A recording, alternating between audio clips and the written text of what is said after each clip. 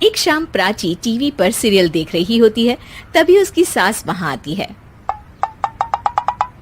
अरे सीरियल में तो ऐसे मग्न है जैसे आज रात का खाना पड़ोसी आकर बनाएंगे। मुझे पता ही नहीं था आपने अपने बेटे की शादी पड़ोस में भी की हुई है। हैं? मतलब?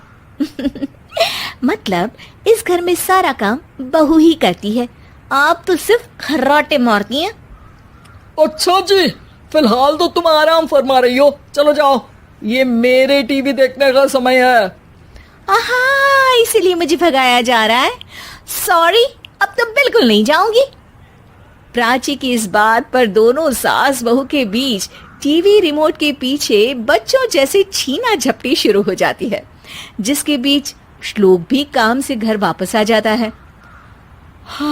आज मेरी चूहे बिल्ली की जोड़ी किस बात पर झगड़ रही है?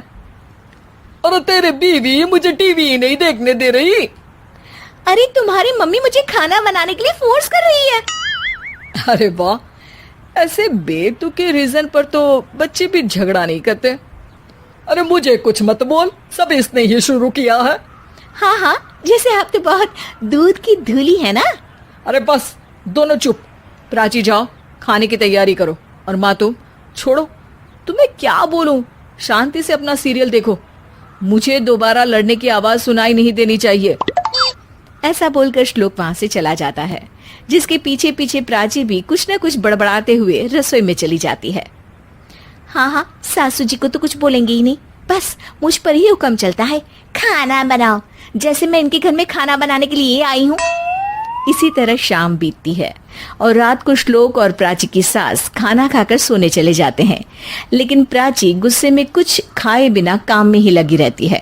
इस घर में किसी को घंटा फिक्र नहीं पड़ता, मैं खाऊं या भूखी रहूं। प्राची कुछ देर के लिए रसोई से बाहर जाती है और जैसे ही वापस आती है तो वहां दूध का भरा ग्लास देखकर हैरान रह जाती है। फिक्र पूरी है, बस दिखाना नहीं है। प्राची दूध पीकर सोने चली जाती है और अगली सुबह एक बार फिर सास बहू का कार्टून नेटवर्क स्टार्ट हो जाता है। ये तुमने ही किया है। अरे अजीब जबरदस्ती है, मैं बोल रही हूँ मैंने कुछ नहीं किया। दोनों ने मिलकर पूरे घर को पागल खाना बनाया हुआ है। यहाँ कोई नॉर्मल इंसान तो रह ही नहीं सकता, इसीलिए अब पड़ोसी क्या रिश्तेदार भी घर आने से कतराते हैं। और सुन बेटे, तू भी चंगा, तेरी माँ भी चंगी, तेरी बीवी भी चंगी, रिश्तेदार। हाँ जी, आपको नहीं पता क्या, गंगाधर ही शक्तिमान है, रिश्तेदार ही। हाँ हाँ, बस समझ गया। कभी जानवरों जैसे लड़ेंगी तो कभी जुगलबंदी करेंगी। भाई मैं आप दोनों के बीच में नहीं फंसना चाहता। सास बहू की इस मनमौजी जोड़ी से परेशान होकर श्लोक अपना सिर खुजलाता वहां से चला जाता है। चलो अब मैं भी कीर्तन में जा रही हूँ। इस पर जैसे ही सास कमरे में अपना पर्स लेने जाती है तो वहां नाश्ते की प्लेट रखी देख मुस्कुराने लगती है और नाश्ता करके घर से बाहर निकलते हुए कुछ पैसे टेबल पर रख जाती है, जिसके कुछ देर बाद सिलेंडर वाला घर आता है।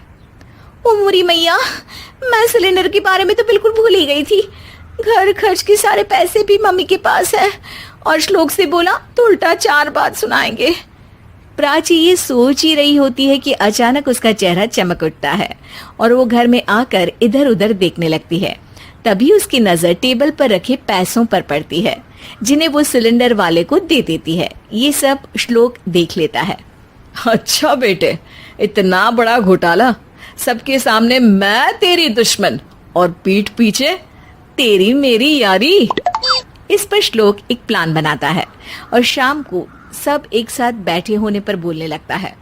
माँ, तुम दोनों की बहुत लड़ाई होती है, इसलिए मैं सोच रहा हूँ कि प्राची को उसके घर छोड़ाऊं, इससे वो भी खुश रहेगी और तुम भी। अचानक श्लोक की ये बात सुनकर सास बहू शौक से उसकी तरफ देखती हैं।